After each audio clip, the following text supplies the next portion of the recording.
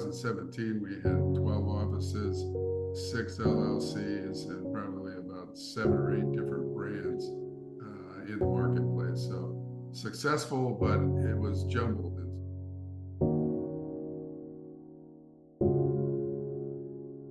There was a local ophthalmologist that was a good customer, client of mine that I'd been working with for years, and he and I would get together every quarter, and he sat down and he said, "I did it." And I said, "You did what?"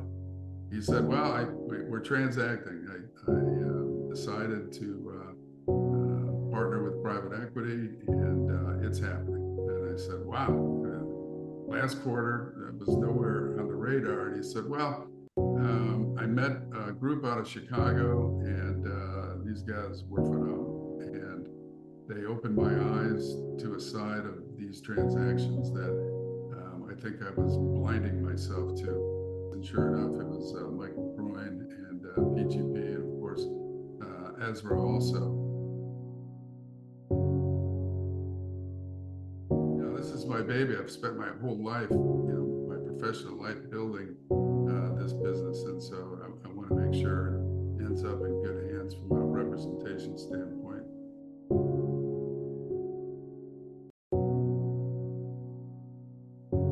I said, "I have a financial goal, and it's X." And he said, "I'll get you there." I mean, without hesitation.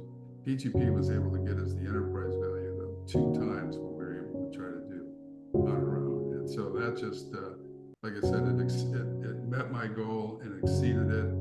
Obviously, money was important to us, but my partners, wanted to make sure that they could coexist with other practices that might be in the same market. And so we ended up with a group that was actually in second place in our financial ranking.